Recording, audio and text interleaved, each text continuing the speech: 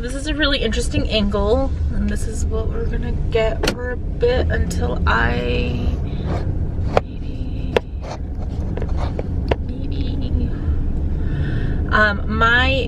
car mount broke. So this is what we are working with right now. But do you guys remember like old school days where I would vlog in the car on my way to and from like work or doing my observations and stuff like that? Welcome back to the old school days. I just figured this is a really good time to kind of talk and kind of give you a rundown. So the last video I posted was that I'm back video, and then I haven't posted anything since. My goal was to post a video every week, and it just, life gets crazy and it doesn't happen. And then you record a video, and in order to record this said video, it's like you're recording your computer screen, because I'm trying to teach you guys something, and half the computer screen doesn't actually record, and so you can't see what I'm doing, and so you're like, ugh, I just spent an hour recording a video and it's not even good, so I can't even post it, kind of a thing. Yep, so that's where we're at. But today is my first day back to work. It is August 12th. So it's a Friday, August 12th, 2022. We're getting right into the 2022-2023 school year. And here we go.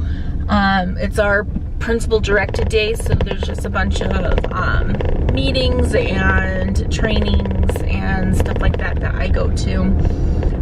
That our principal selects all these things for us to, what she wants us to learn and what she wants us to do before the school year starts.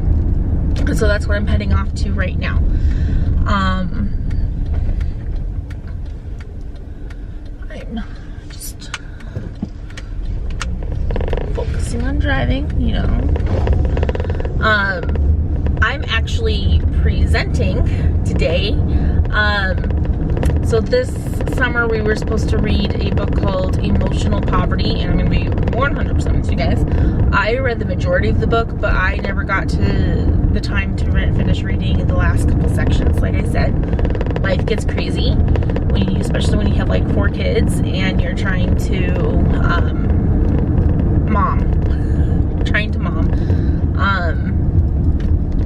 trying to figure out child's care from when you go back to work and stuff, because you know, last year it was easy. My husband was the stay-at-home dad and I loved it.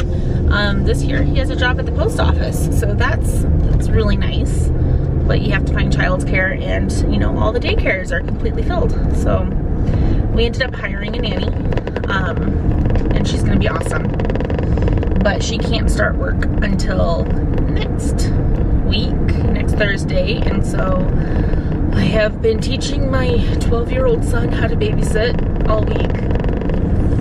I'm hoping the house isn't burnt down by the time I get home. But I've noticed that he's really enjoyed the responsibility, and he's grown so much in the last couple weeks. Like, I am extremely proud of him. It's like I have a middle schooler or something.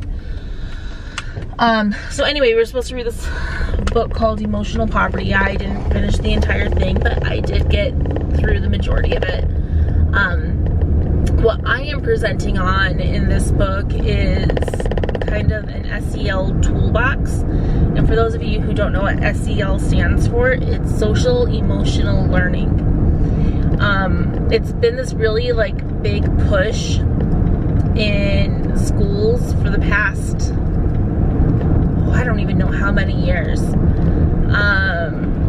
but how students, you need to be teaching the whole student, not just the reading and the math and science and writing and stuff like that, but you also need to teach them the social skills and the emotional skills that they need in life. And I'm not saying parents aren't teaching them at home, but it takes a village to teach these skills.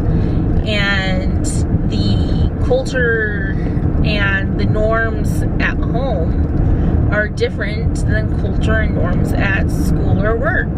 And so while parents might be teaching things amazingly at home, it's a different culture than it is at school. And so you have to teach them those skills to be able to function at school and in society.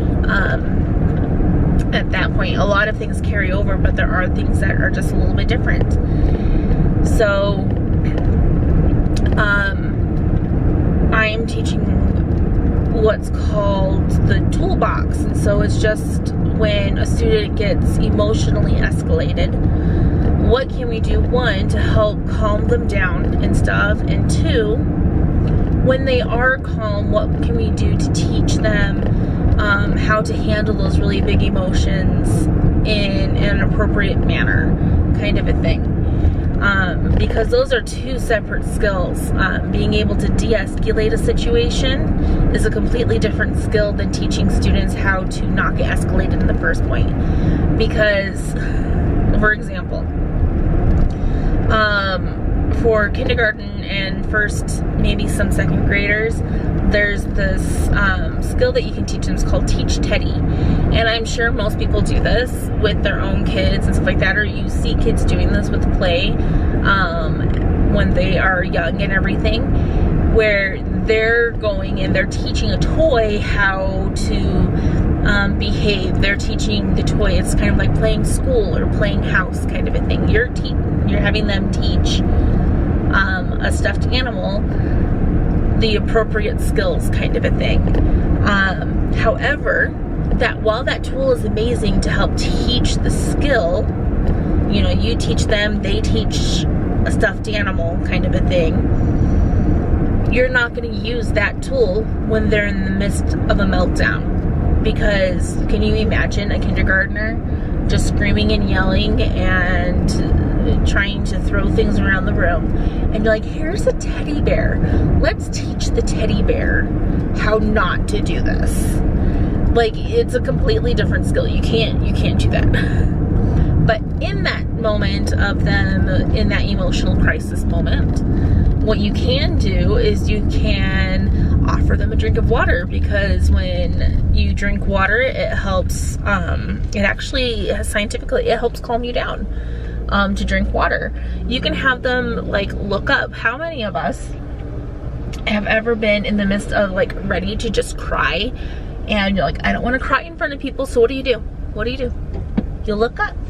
You're like, I don't want to cry, and so you start looking up, because when you look up, your brain, it's another scientific thing. Your brain can't process the emotions when you're looking up.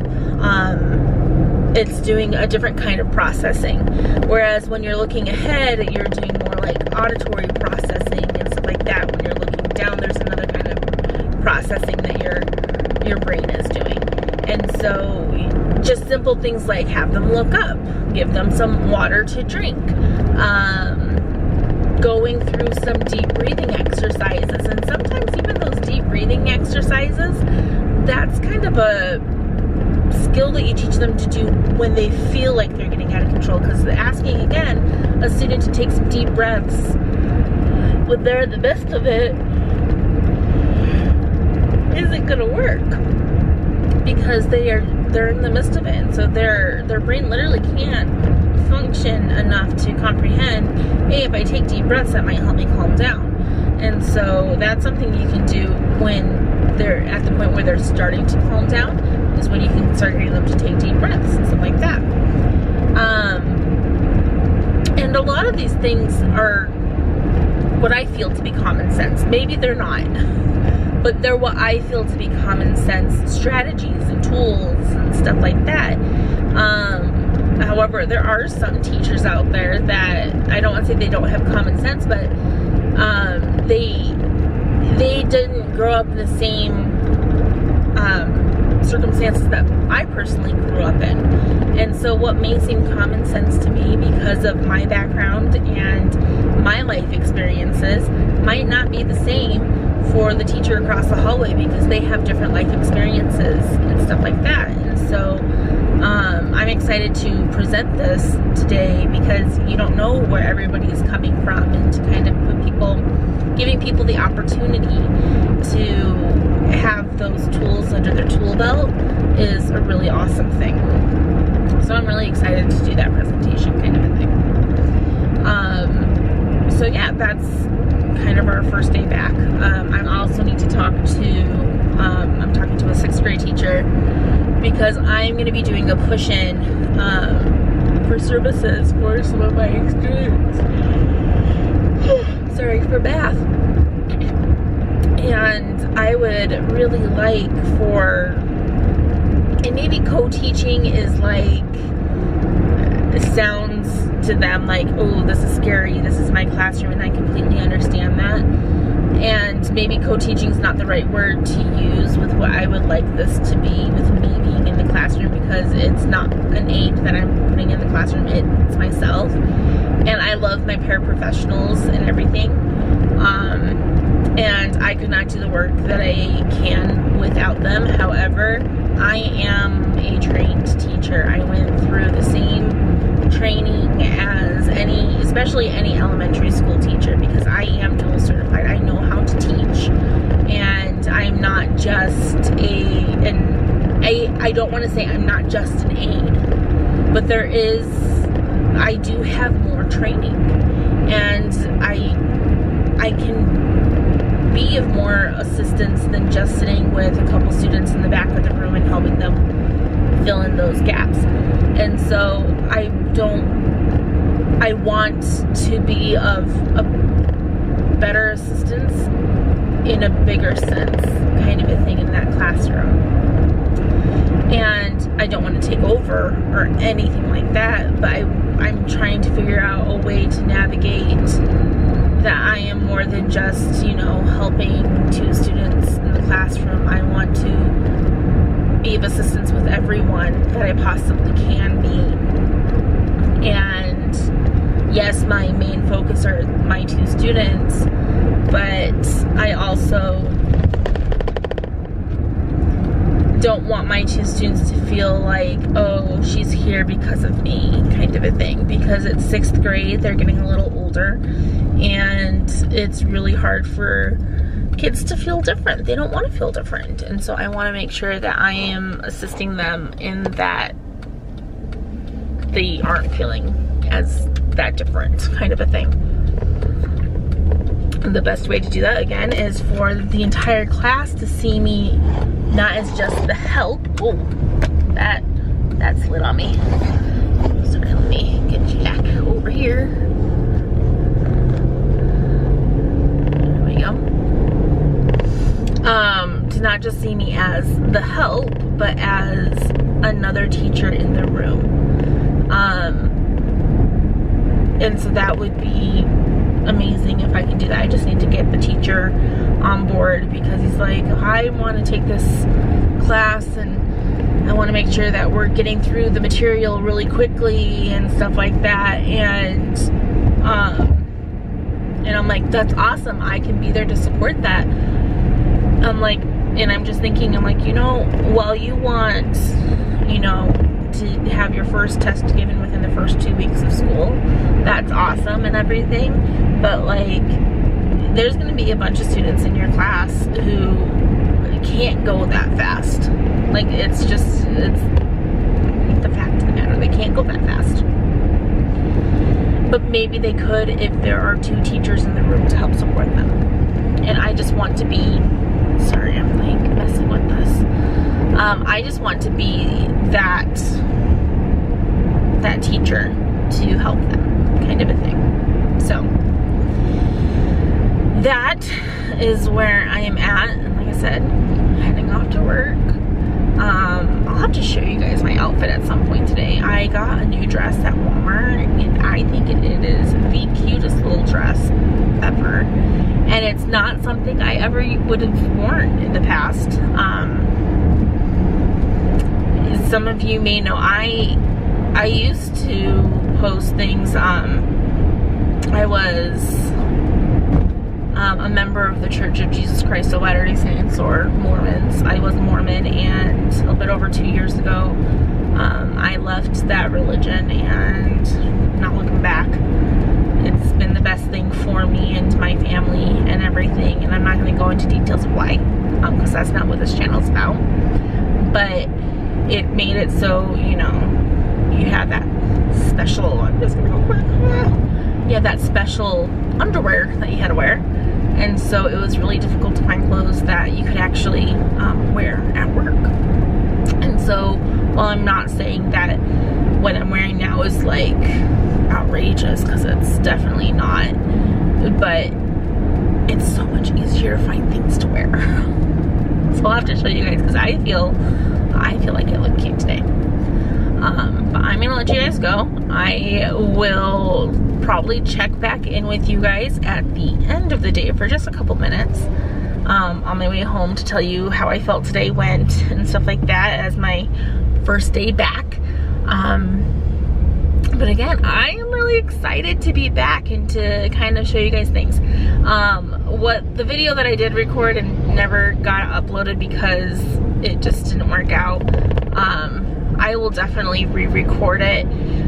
Last year I talked a lot, and I don't think I ever posted much of it here, but I created this system with Google Forms and QR codes to do progress monitoring and things, and so I still need to get all those folders together. I have put off doing so much work this summer because it was summertime and I wanted to take that time for myself. I needed it.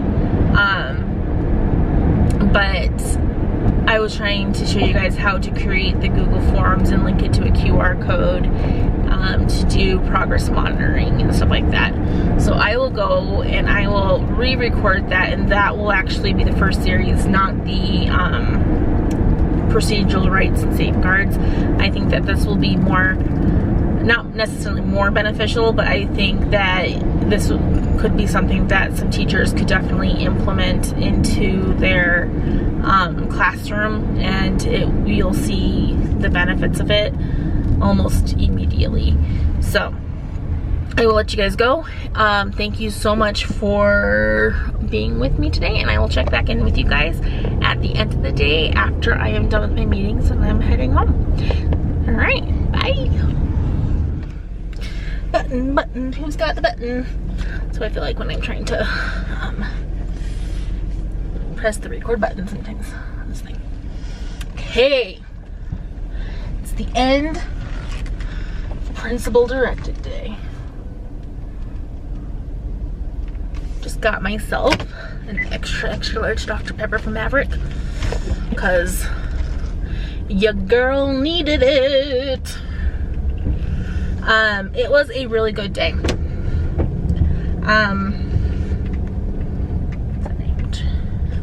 we go. Whoa.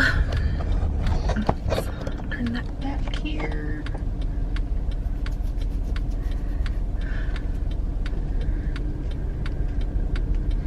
Sorry, turning. So, focus. Hocus pocus, everybody focus. Right. Okay. Feel so bad because it's like 4:40 and I am just now going home. And so it's a lot longer of a day than I wanted my son to be watching my daughter. But he did great, so I'm not too worried. But let me talk to you about today. So today was Principal Directed Day.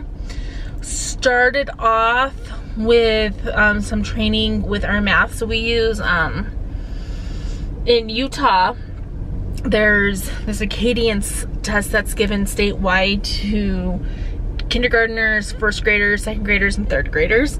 So they were going over those kind of things. And then we use what's called iReady. It's an iReady diagnostic. That's not a statewide thing. That's a school district thing, but it's awesome. So it's just a diagnostic for for math.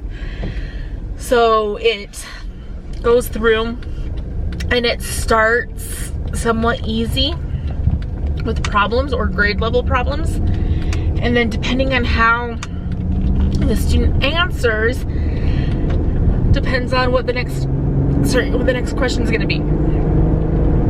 So if they get it right, the next question is going to be slightly harder. Sorry, my goodness gracious. If they get it wrong, then it's going to be slightly easier. And they do this to pinpoint exactly where there are different skills in math. And so it's a really good program. And so, oh my goodness, I have hiccups now.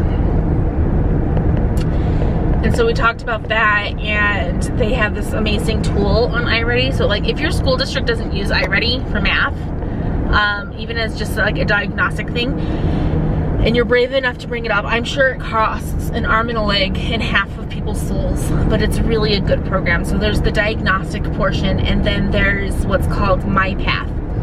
So MyPath is for students it's individual lessons given to students so that they can, and it's tailored to what they need to improve on in math to fill up holes and stuff like that. It's an awesome thing. And you can even go into all these diagnostic things and get little lessons for things that are a little lacking for students. So it's, like I said, it's a really, really great system. And so that was the first thing. The second thing is we have what's called a Beverly Taylor Sorensen grant at our school, which means our music teacher is being paid as a full-time teacher, which is awesome. Because all specialists, in my opinion, should be paid as full-time teachers, but they are not in our district, and it's like that in so many school districts, and it's really just a bummer because they should. Like, they work hard, and I know they work hard because I spent half of a school year almost as an art teacher, even though I don't know art, but I did. I did that. And just how we can utilize the music teacher to help with like just collaborating and teaching different subjects and stuff like that. This person is gonna cause an accident. They're like zoomies. So that was the second presentation, and then our principal presented, and it was good and all. I don't know, just, whatever. I love our principal, but it was, yeah. And then lunch, I mean, that was the best part, honestly, lunch. Isn't it always, especially when it's provided, lunch. Then during lunch, I was really excited. I ate lunch with our speech pathologists and the other resource teacher, and I just communicated with them. I'm like, I've had all of these ideas and stuff, and I wanted to feel more cohesive as a team together. And I was like, it would really be great if once a month we can sit down for a little bit and just PLC and talk about how we can assist each other in various things and just collaborate and be a team, be a department kind of a thing. And I'm like, I would really,